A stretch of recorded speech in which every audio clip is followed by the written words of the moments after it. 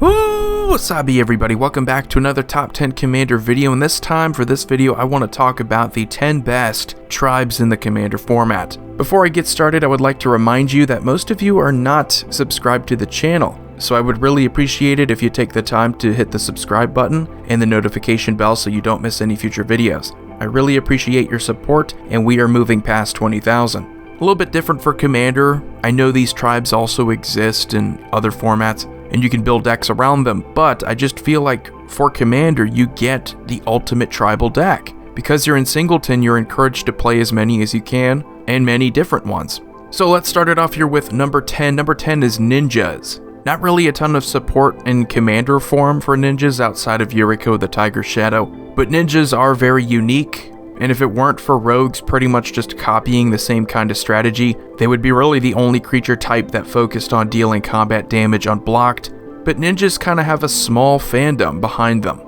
You know, back before we had Yuriko, there were a ton of these Ninjas from the Kamigawa block, and you could build a deck around them. They've always been a rather solid tribe, maybe narrow in their strategy. You kind of have to focus on combat damage, but then again, what isn't narrow? If there's a weakness to this deck, it's just support. We don't really have different ninja tribal commanders. We really just have that one. We have some commanders that work well with ninjas, like Vela the Nightclad. But if we ever return to Kamigawa, we will most certainly get more ninja support. I mean, these are really cool cards here, and it is quite a unique strategy. And then number 9, we have Elementals. Elemental decks are really powerful. And unlike with ninjas, you actually have several different commander options, and especially if we're looking at a commander like Horde of Notions, you can play pretty much any elemental. You have a cool ability where you get to play an elemental card from your graveyard without paying its mana cost, so you have some recovery.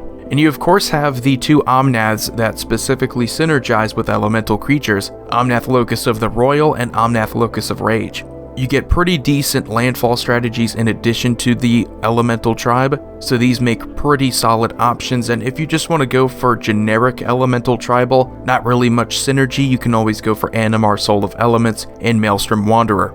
And the only reason why I think elementals are number 9 is because there isn't really a consistent strategy. Like, there's not an identity behind what elementals do. They're just multi-utility creatures. I think a strength of a lot of these tribes is that you get the purpose behind the tribe. Elementals just seem kind of scattered and not really focused, but still very good. And then number 8, we have the Eldrazi.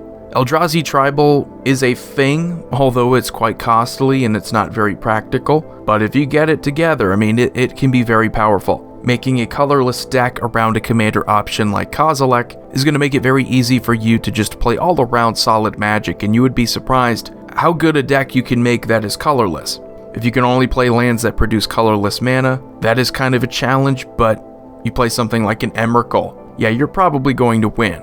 And then number 7, we have Wizards. Wizard Tribal. Wizards have been popular, again, since Kamigawa. And Azami Lady of Scrolls, you've always kind of had a decent card draw engine. Like, Wizards have always been good with control, they've been good with setting a pace, drawing cards, and you have a ton of different wizards to build decks around. You could of course go with the Precon Commander and Nala Archmage Ritualist, make token copies of creatures, and even give yourself combo potential. You have Kaza Royal Chaser and Adeliz the Cinderwind, so you get some blue and red options that are more focused around instants and sorceries. If you want to play mono blue, you do have some options here as well. You have Naban Dean of Iteration and Naru Meha Master Wizard. And while these aren't all created equal, the strength to Wizards is that you have so many options. Even if you don't go for tribal synergies, you still have cool wizards like Niv-Mizzet Barun, who's a dragon wizard, and you have Cast Dissonant Mage. Another strength is just combo potential, power. Very few tribes, I would say, have the win con built in. A lot of these commander options that you want to go with, there is a 2-card combo way of winning that is easy to get to every single game. So if you're in it to have a reliable win con, this is the tribe for you. And then number 6, we have Goblins. Goblins, one of the most popular tribes of all time, even outside of Commander. There are a ton of powerful Goblin decks. That's no different in Commander. You get probably one of the best tribal commanders of all time in Krenko Mob Boss, where you can just tap to create X 1/1 red goblin creature tokens equal to the number of goblins you control. So if left alone, you're just going to get an insane number of goblins and probably win. I mean, you also have a more unique goblin commander option in Wart Boggart Ante. so you get black and red. Goblins, believe it or not, even though they already have a ton of support, multicolor support is something they are lacking. But other than that, I mean, you have the legendaries here. You have Muxus Goblin Grandee, so if you need to get to your goblins, if that's what you want to do, this is the commander for you. You want to cheat in to play a ton of them. And you have Voltron potential here too with that other ability, Krenko 10th Street Kingpin. While not as good as the original Krenko, it still has that potential of getting you a ton of goblin tokens. And we have other multicolored goblin options too. We have Grenzo Dungeon Warden, Shattergang Brothers, and Wart the Raid Mother. Not necessarily goblin tribal focused, but it's just more legendary power. And then number 5 we have Dragons. Dragons are probably one of the most popular tribes of all time, and while they're not exactly my favorite, we have seen dragon tribal synergies increase in recent years. You have Lathless Dragon Queen. Going back to 2017, we had the Dragon Precon deck, and going back even before that, we had Scion of the Dragon. The benefits to playing a dragon tribal deck is that you get the most powerful creatures on the board. I mean, most of the time, if you're playing nothing but dragons, you're gonna have the best creatures. You're gonna have the most intimidating ones. You get great evasion with flying, which means that you're probably gonna win out most of the time in combat. And there's no shortage of dragons. Dragons are always gonna get support compared to the rest of the tribes here. Like Eldrazi, for instance, and even goblins, it just seems like every single set, you get at least 1 or 2 good dragons. Doesn't really seem to matter what the set is, there's dragons on that plane. Oh, where are we going? We're going to Ravnica. Oh, there's a dragon there. Oh wait, we're going to this magic school, Strixhaven. Oh wait, look, there's 5 dragons. We're just never gonna have a set that doesn't support Dragon Tribal in some way. And then number 4, we have Vampires. Vampires are one of my personal favorite tribes, and I think they just have a ton of support. And specifically in the tribal support, because you have a lot of cards that are just good vampires, but they don't really support other vampires. Vampires tend to be more about the vampire synergy, and while you do have vampires that kind of do their own thing, like Anya Falconwrath and Lycia Sanguine Tribune, what do we see here? We see Edgar Markov, tribal synergy. We see Olivia Voldaren, tribal synergy. We see Anawan the Ruined Sage, tribal synergy. Even the newer card Drana the Last Blood Chief, tribal synergy. It also doesn't hurt that in these sets that we see the most of these vampire cards from, we also got just nothing but tribal support. Like if you were to go to Ixalan, that whole set was already focused on tribes, so introducing vampires just made every vampire about the tribe. So you had Legion Lieutenant and cards like Sanctum Seeker. And we go back to Innistrad, we go back to that block. You got cards like Stromkirk Captain, you got Bloodline Keeper. I mean, these are all focused around the tribe, making it a very solid deck to build. Because if your cards synergize with each other, it's going to solidify the tribal experience. And then number 3, we have zombies.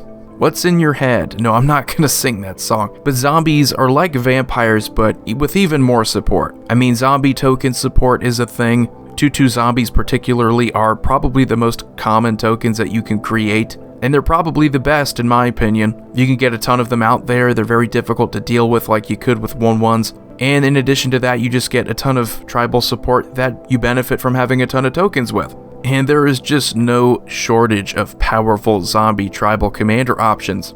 If you want to play Ghoul-Caller Giza, you can make a ton of those tokens, sacrifice a massive creature, you get those precious 2/2s. You have Giza and Geralf here, pretty much allowing you to recover anytime you want to, just cast those zombies back from your graveyard. And while he's a newer card and not really that powerful, we just got zombie tribal support and Narfi Betrayer King, so that's pretty common. We have the Scarab God that'll help us scry, get through our deck, gain some life. Equal to the number of zombies we control, we also create zombie tokens. And then we have probably the best zombie tribal commander option in Verena Lich Queen, so you combine zombie support with great card draw and life gain.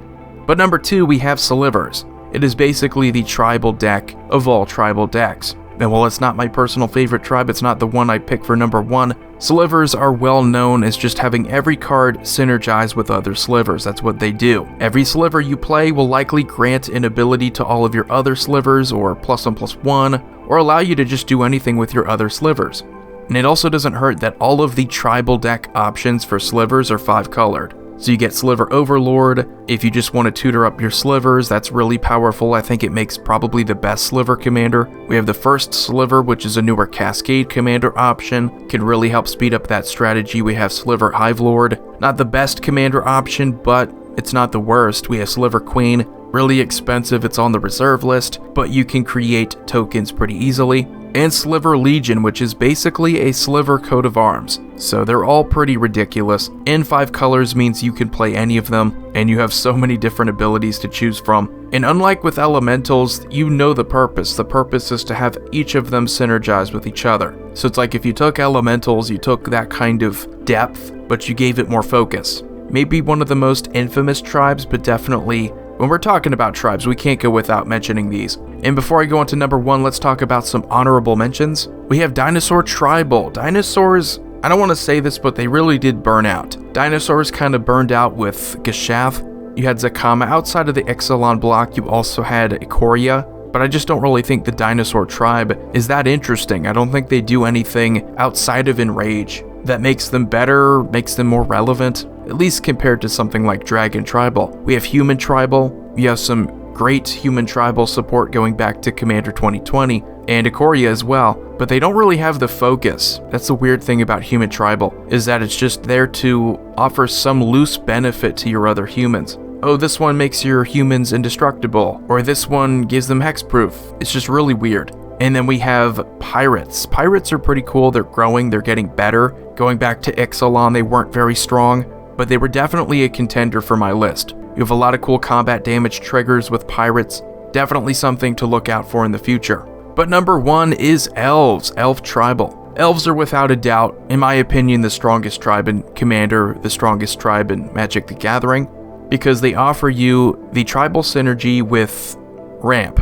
So you're able to get your elves out there quickly, you're able to speed up your deck, and a tribe that is so focused on efficiency and providing you with a very important resource. Unlike the rest of these tribal options, very few of them actually care about mana as compared with elves. I think elves are the quickest, and they're also the strongest. I think the elf tribal support just outmatches everything by comparison. We just got a newer commander option in Lathril Blade of the Elves, so you can play black and green elves. If there was a weakness to the tribe, it's a lack of different colors. For the most part, it's been a pretty strong mono green option. Azuri Renegade Leader pretty much being one of the better ones. You get regeneration, you get a great sync for your mana, give all your elves +3/+3 and give them trample. But without a doubt, if we're looking at elves here, it just seems that every single creature serves the purpose of producing more mana and getting you to your other elves. You have Priest of Titania, probably one of the best elves ever made, and a ton of combos surrounding that. We have Elvish Archdruid. I mean, we just have so many different elf lords. It's like if you took goblins but you made them better and you gave them more things to do. The depth is just insane, because it's kind of like with dragons, you seem to get elves in just about every set, and it's quite often that you're going to find an elf tribal synergy. So for that reason, and that reason alone, I think elves are probably the best tribe in the Commander format. So anyway, let me know what you think though in the comment section below. If you haven't already, subscribe, like, comment, share, hit that notification bell so you don't miss any future videos. Void here signing off, see you all next time.